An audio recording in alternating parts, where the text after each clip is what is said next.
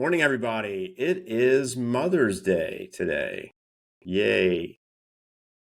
God bless all those mothers out there. And so here we are. This is the Sheepdog Brotherhood. There What it is. episode is this, Doug? It is episode 18. 18? It better be. 18 or 19? I lost track. We need to start writing that down. It's less than 20. It's more than 15. I'm going to say it's 18. If not, we'll go back and edit this in. Could be episode 19. Not sure. But welcome, everybody.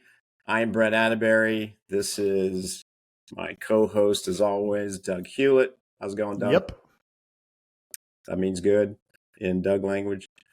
So here we are, Mother's Day, and we had, Doug and I were talking about a very interesting article that I saw in the Free Press. And it's an article by a young woman. She's about 25 years old. And she was talking about how her generation, women especially, have pursued, in her case, running up that corporate ladder as fast as possible. She cites a study in which 75% of young women in corporate America have as a primary goal to reach senior leadership. So she was on that treadmill. And then she got pregnant. And then she had a baby. And it's very interesting in this article. You see that she talks about how when her, I think it was 6-week-old baby, when she touched the little baby's nose, and if you've ever been a mother or father, you know what she's talking about. The baby responds with a giggle. And that interaction between that 6-week-old baby and this young lady, as she writes about, melted away her concern about all those other things that she thought were so important in her life. And all that really mattered to her now was her relationship with her young daughter. This struck me, Doug, as we were talking about, because we've talked across many episodes in different ways about, let's call it idolizing, these things that we had been told from a young age were so important to us. Certainly you and I, as we've talked about in previous episodes, one of those things very similar to this young lady was pursuing corporate success at all cost. And so we've been on that treadmill, and you and I, we've shared our stories a little bit, got off that treadmill, you more recently than me. But I thought this was really interesting, and I was kind of in my world of wishing. I was like, I wish every woman in the United States between the ages of, like, let's say 15 through 30 read this article today, to see one of their peers put into a very different situation where true meaning in life, relationship with other human beings, takes massive precedence over this pursuit of a successful corporate career. Mm-hmm. So you and I were bending that about a bit. And then it was interesting because I kind of said to you, you know, and I know you and your wife don't do this, but you know, the parents have a huge influence on their daughters. I'm sure this young lady here, that was the case as well. And if you wanted to, if it was part of your program for your daughter, Doug, you could probably, with a high likelihood of success, program her to want to do this same kind of thing, to pursue this career, to be this career woman, possibly even to the point of putting aside other relationships with friends, family, maybe even not getting married. Many of these corporate women, if they decide to get married at all, don't do so till they're well into their 30s. So anyway, the word that came about was idolizing. We are creating an environment where young women start to idolize career, start to idolize work. And so that's kind of how we start off. Men too, for sure. Yeah. But with our specific focus, on God has assigned as a duty to every man, the dignity of every woman. Clearly, these women are not just getting there on their own. Fathers have an influence, brothers have an influence, male friends have an influence, colleagues at work have an influence. So we still have a responsibility in this. And so that's kind of where And I we're think starting to there's talk today. there's a fine line though, Brett, between like influencing and supporting, right? I mean, if you have a bent towards, you know, a career in business, accounting, an attorney, right? Like I've known some very successful women that like they're wired for that, and that makes sense. So how do you, I know what you're saying, right?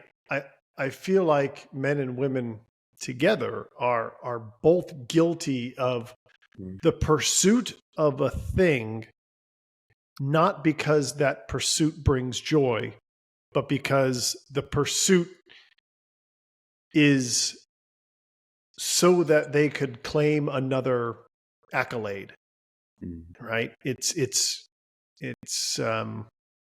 you know, collecting all the treasures to show and to put on the resume, et cetera. Men and women are both. But how do you support someone who does want to go and use that part of their brain that accounting makes really great sense and marketing makes great sense, but at the same time also support the pursuit of motherhood if that's what they choose to do? Like that's a tough, delicate balance, especially, you know, I couldn't imagine when I was in college talking to some woman and being like, you know, what you should consider. I mean, I know you're great at marketing and all, but you should really consider being a stay-at-home mom. You know, like I would have been attacked and thrown out of school or thrown off a bridge. Yes.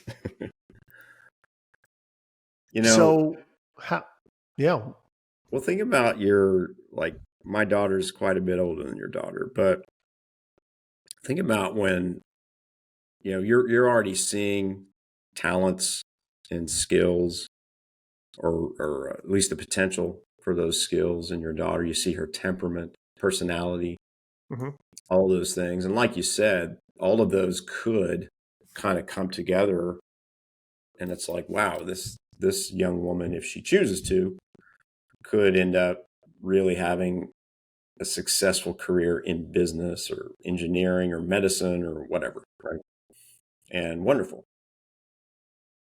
But do we ever sit down and start talking with our daughters about, as you were saying, there's nothing wrong with that, because all of those things can still be and should be, at least in my mind, at the service of other people, right? Creating value for other people. That's a beautiful thing.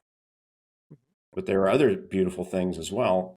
Certainly love with a spouse and what that love engenders, if all goes well, bearing offspring. If you start talking about it in the order of importance in your life, what brings you fulfillment, what brings you joy, I would find it shocking if, for the majority of people, that achieving that corporate CEO position, for example, or becoming the chief of surgery at whatever hospital would bring greater joy and fulfillment than a marriage to a virtuous holy man and having children that you raised with that virtuous holy man, if you're a woman. And so, but it's not, and you're talking about, it's not either or. It's not either or. Yeah. I think the problem we get into is we don't talk about that second option with young women. Or young men for that matter. My parents didn't, never, anything like that. It was just like, it's almost like it's assumed that, oh, that'll just kind of happen. And that's not right. It's not just going to kind of happen. Or if you do just kind of let it happen, it's probably not going to happen in a very well-formed way. You're like leaving that to chance instead of like guiding young people in that area as much as in the other area, right? And absolutely, you can do both. Of course, you can do both. It's that people get so obsessed, especially over here on the business side, and idolize it, that they think they have to work 80-hour, 100-hour weeks and all that kind of stuff. No, you don't. You don't have to do that to be highly successful. I think people do that because they want to do that, because they have nothing else to really kind of hang their hat on. And they become so obsessed with it that they just make excuses. I've seen people say, I work 80 hours a week. And then you start asking about what they're doing. And about like 80% of it could be outsourced to someone else or handed off to someone else, right? So it's a choice to become obsessed with your job and idolize it and all those things. But imagine if we were giving young folks from a very early age more of a balanced view and educating them and coaching and guiding them in the same way over here on the relationship side, especially as it pertains to relationship with a future spouse, children, things like that. I don't think we do that. I don't even think I did a good job of that, to be honest. My kids, I'm sorry, my parents certainly didn't do that with me. Yeah, I think we sort of take for granted the idea that we're going to model behavior of what a relationship should be, and that's sort of it, and not really have the conversation. You know, heck, I don't think Gemma and I, my daughter, I've sat down and been like, okay, Gemma, this is how, this is what you should expect in a significant other. I mean, she's 8, but I don't know. I feel like we just sort of live and expect it through osmosis to just, wind its way into her head about what the future could be and how you should be treated, and right or wrong, I don't know. That's sort of what we do. Yeah, it's massively lacking. It's incredible when you think about like a typical high school education, or let's just say secondary school, all the way up through high school, and the massive amount of hours in class, outside of class, homework, projects, et cetera, on things like mathematics, history, English, other things, science. I'm not saying it's bad to study those things. That's awesome, right? But so what? If you know, like, if you can do like all kinds of incredible, complicated calculus formulas, calculations, and you don't even know how to have a deep relationship, a virtuous relationship with another person, it's like it's like we're missing the point. It's like it's great to be educated and know all these things and have this knowledge, especially if you know how to put it into practice to the service of other people. But if you're just completely out to lunch at like what it means to serve other people, what real, genuine, authentic love is, and you've never been taught that. I mean, true, you can see it, but don't you need to also like understand it at a deep level so that as you mature and grow, it becomes part of you? And man, where do you find that? I'd like to say, oh, you should find it in church. Probably true, but you don't. It's certainly not taught in school. I don't even think it's really taught much in schools where you would expect it to be taught, for example, like, Orthodox Catholic schools. It's you may be right. It's just like we assume too much. We assume that, oh, the young folks will just pick this up as they go along, and they don't. And especially in today's society where there's so much that's banging for their attention on these things, and there's no depth. It appears to me there's no depth of understanding on those issues at all. But there's certainly a lot of information about their education about all these other issues, probably too much. So it just seems like we're kind of missing the point, I guess, is what I'm saying. Brett, we see it in kids' athletics, right? You and I were both college level athletes, which is no small feat, right? Mm-hmm. And I kept running after college and continued to train and compete. But as a kid, like I did that, and I played travel soccer when I was a kid, and I ran track starting in third grade. The track season when I was in third grade was in the summers. That was it. So I only ran track competitively starting in third grade until I got to high school, in which case, like then it was an actual sport. Yeah.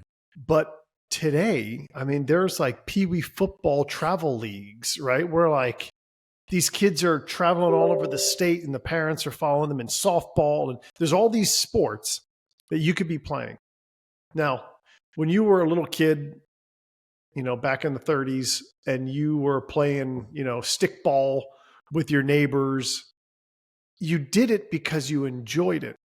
And somewhere along the line, and I was super guilty of this. I thought the only way I was going to get into college was, in elementary school and in middle school. Like I wasn't a very good student. It wasn't until I got to high school that I figured out how to be a good student. But it was for the purpose of getting into college, right?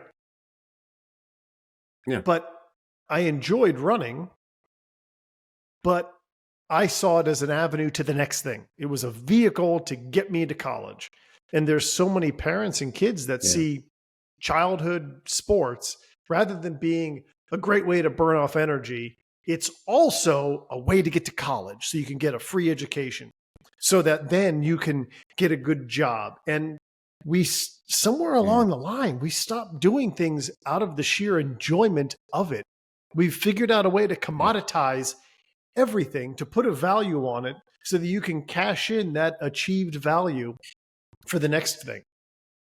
We're acquiring titles and accolades and achievements to cash them in for the next thing. It's like spending 2 hours at a skee ball machine to get 50 tickets so you can get this next trinket that matters in the grand scheme of things. Zero. Now, having an education is wonderful. I think if I were to go to college today, one, I would study completely something different than what I studied. But two, my commitment to it would be for the purpose of the education. And I didn't think of that when I was 17 applying to colleges. I didn't think of that when I was in the middle of it. It was, how do I use this thing to get me what I want? And I feel like we don't just do that with activities. We do that with, I know I did. Man, I use that.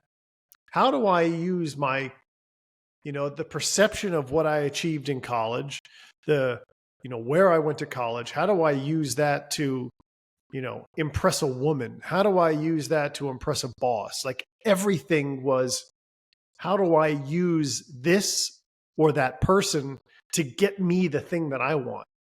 What a horrible way to go through life. Like it wasn't about enjoying anything. It was about getting me to the next step of where I wanted to be at the expense of everything else. I've talked about my job before in the medical device world.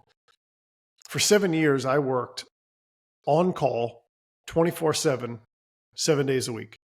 I had no one to support me. It was just me doing this job. Those 7 years, I didn't go home for birthdays. I didn't go celebrate, my parents' birthday or their anniversary, or go home for family holidays, because I was working. I was doing something that I told myself mattered and was significant and was important. And if I wasn't there, people could die. And what the hell was I thinking? And I'm never going to get that time back. I mean, I have no relationship with my siblings. Like if I fell down a ravine, I don't think, the three of them would care at all. And, part of that is I was gone. I went away to college and I basically never came home because I had to achieve the next thing. And I kept telling myself that I was achieving that thing so that I could make my parents proud.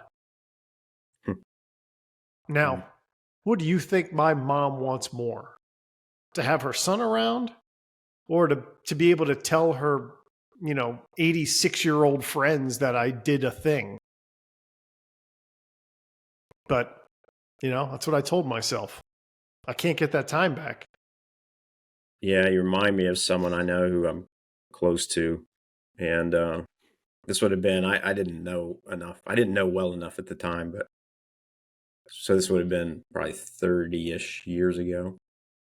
And he had a job where it put him out on the road a lot, similar to your situation. But he had a wife and 2 young kids at home. And as you can imagine, he's probably gone 3 weeks out of the month on average. So, as you can imagine, what a surprise, his wife was starting to be unhappy about that situation. And I remember him saying, I just wasn't old, I didn't know enough at the time to know how to respond to this. Now I think I would engage in a much longer conversation, but he was like, she doesn't understand that I'm out there doing this, busting my butt 80 hours a week to make the money so I can support her and the 2 kids. And he said that to her, and her response to him was something like, I don't care. Your children, your 2 daughters need a father.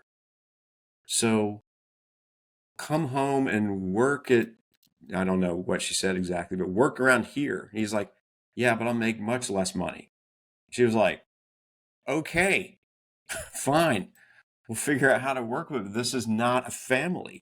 A family is not, in today's world, look, I know there are extreme situations that cause for extreme measures. In our country, there's plenty of opportunity in your neighborhood most of the time. And what I realized looking back at this now is that I think the truth is that he really wanted to be out on the road. Yeah. 3 weeks out of 4. And he liked the idea of having that independence and working and not having any of the burden or sharing any of the burden with his wife of child rearing of young kids, and just liked the thing about he could work his butt off, make a lot of money, and send it back home. Wow, it's kind of a nice life. And so he was just making an excuse. I think, Doug, it's interesting. Look, I don't want to put anything on my parents. I'm just using this as an example, but I kind of wish at some point, I don't know the right age. Maybe it's 16 or maybe it's younger. I'm not sure. But I wish they had just sat down in a very kind of neutral situation and just said something like, Brett, we just want you to start thinking a lot more, and we'll give you our view on what we see in you, and your relatives can talk to you too, and your friends. But like, who are you? Like, what are you here for? Or asking the question to yourself, who am I? Why am I here? And forget about anyone putting you into a box of what they think you are, which I think is what happens to most of us. It's like, God bless my parents. I think they had a very strong influence in putting me onto this certain path, putting me in this box, and off I went, right? And instead of me having the maturity, I was too young, instead of having the maturity to say, wait a second, is that really who I am? Is that really what I'm here for? Is that really this path they put me on? Do I really feel passion for that? I didn't even question it, right? It was like, okay, that's what I'm supposed to do. Off I go. And so, man, I think since this is the specific focus we have is about men dignifying women. So I think whether it's a father to a daughter, a brother to a sister, a colleague to a female colleague, doing just a lot better job of coaching and asking those kinds of questions to those women in your circle of influence that, they're going to listen to you because they love you, and asking those kinds of questions. Like, if I just made up a name, Julie, like, who are you? Like, what are you all about? Like, what do you see as your talents? Like, what really gets you excited about life? What is your temperament? Have you done any of those kinds of tests that really dive deep into what your makeup is in terms of like how you see the world and your See, strengths and your weaknesses and all those things? I'm against those tests, honestly, because I there's so many different people and so many different personalities and so many different permutations Mhm. of how two different traits combine to make this other thing. And when you take those tests, they, like, oh well, it can oftentimes, I feel like, excuse bad behavior and bad traits because, like, well, that's just how I am. I'm a red 7, or I'm a I'm a whatever. The test said that I am, so that gives me license to be, push forward at any cost. And so, but I think you're right. Like, we definitely don't stop to say what brings me enjoyment, what, like, not what, it makes me happy when my friends are happy. It makes me happy when people think that I'm smart. Not that, but, like, what does your ideal day look like? How would Mm. you like to spend your time? We don't do that. We get on this hamster wheel of Yeah. having to achieve things. Like, I don't ever remember my parents telling me that I needed to achieve X, Y, and Z. Like, there was no push for that. I Mm. just fell into that. Like, it Mm. just, I don't know how that happens. That we're wired to go achieve things for the purpose of achieving them, not, but again, back to that point I made before, achieving them so that we could point to it and be like, I did that. Like, did that make me happy? I can't say that some of those things ever did make me happy, but I Mm. did them because I felt like I was supposed to. I don't know. I mean, we Man, I would homeschool. love. I was just thinking of a friend, high school friend, and she and her husband. She wrote a book about it. I can't remember the name of the book, but they started this concept for schools. It's called the Acton Academy, I believe. And anyway, her name is Laura Sanderford. You can look it up. And it's really interesting in their school. I'm going to massively simplify this. I'm no expert at it. I'll say right off the bat, but it's something like this. The teachers do not, with these kids, and I think this applies like right from kindergarten. They do not like try to shove information, education into these kids' heads. From day one, the student is responsible for his or her own education. Now, you're probably sitting there hearing that going, how in the earth does that work with a 5-year-old? Well, there are adults there who are guides, as they call them. And so what they'll do, because all these kids are just unique and different, and so they'll set up situations where the kids are intrigued about something and they start asking questions about something. And the guide is very skilled, obviously, at not just answering the question. I think they're prohibited from just like straight out answering the question. Like, Mrs. Jones, what's 2 plus 2? Oh, it's 4, Bobby. They have these ways of saying, you can go find the answer to that by using these kinds of resources or doing this kind of project or whatever. And I find it fascinating because they kind of lay this out for the kid. They call it the hero's journey. So the hero in this case is each kid discovering their own path as they go throughout school. Mhm. And the uniqueness of it is, it feels like when you and I, the kind of education system you and I were in, it's like 30 kids in a classroom all being taught the same thing. It's like shoved in your head. And that might be perfect for you, but I might be over here going, I don't care. This has nothing to do with me or what I'm going to do in life, right? And that doesn't happen in this school because each situation is different. Now, clearly, because of that, they have to keep the size of the classes, pretty small, so that the guides can actually be good guides for each kid. Mm-hmm. But man, these kids, Doug, they come out of there, and I don't look. I'm not saying Ivy League things are the thing to do. I don't mean it that way. What I mean to say Especially is today. these kids come out of here, and they are so well educated for their ages, and because they did it like themselves.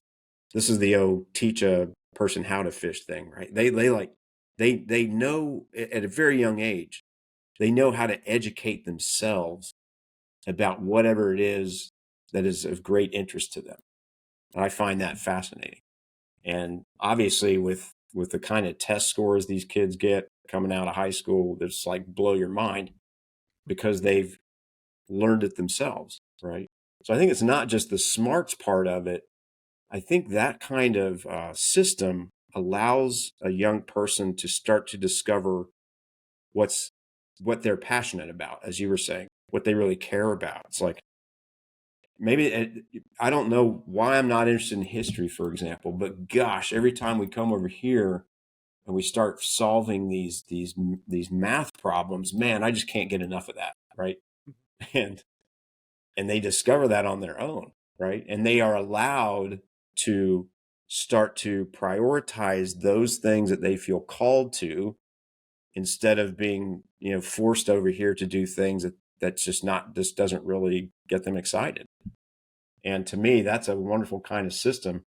And to tie into that, imagine if you were also doing that, circle back to what we were talking about with all the relationship stuff, the virtue training, the principal decision training. What is virtue?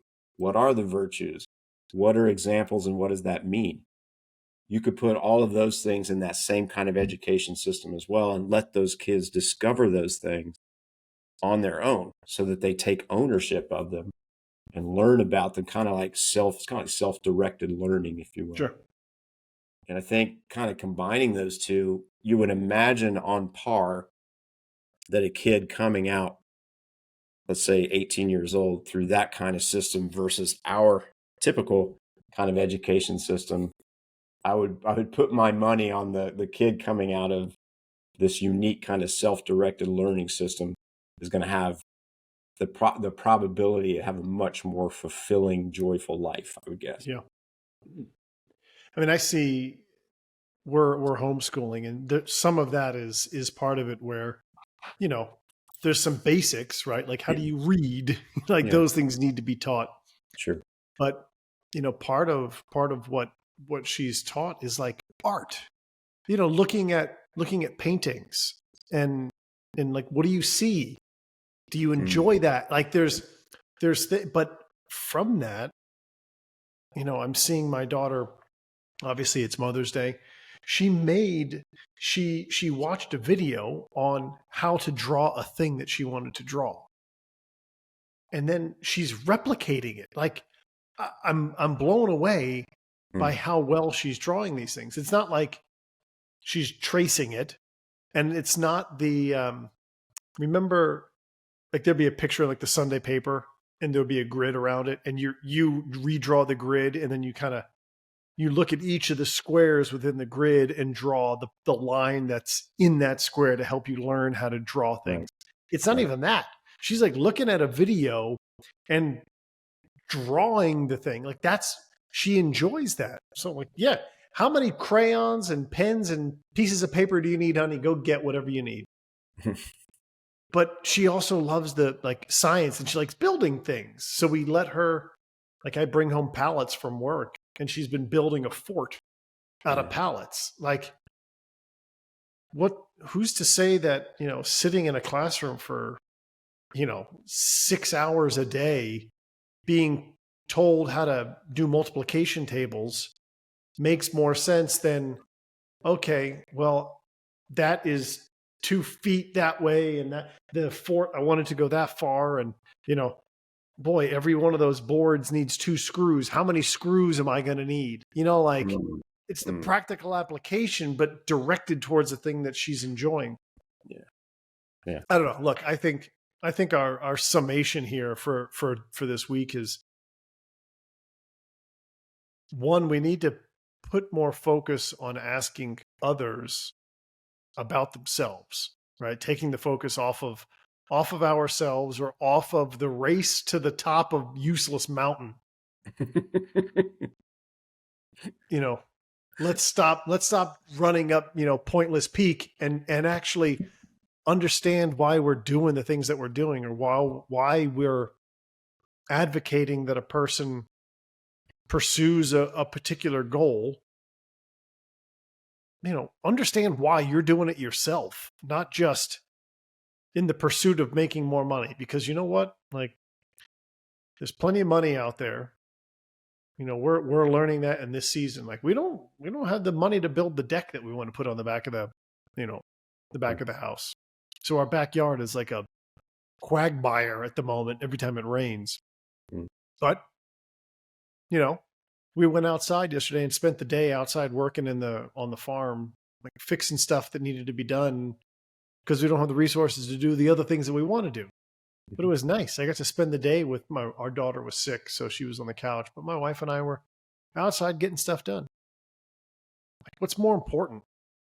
Man, I don't know. We're in the positions we're currently in for a reason.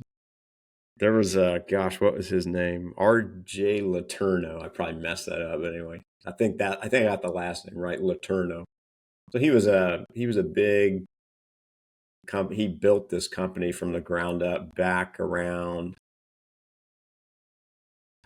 80 years ago. I think it was before World War II, maybe after, not exactly sure.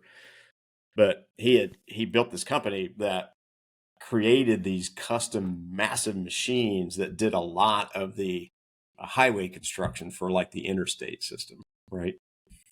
So he became fabulously wealthy doing this.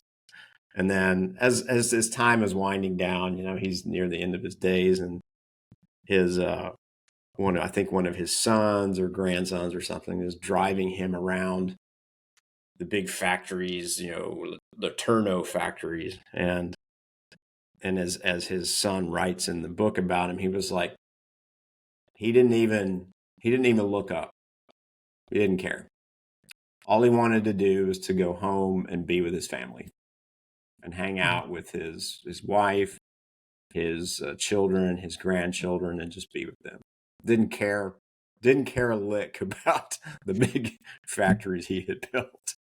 And I was like, here you go. It tells you.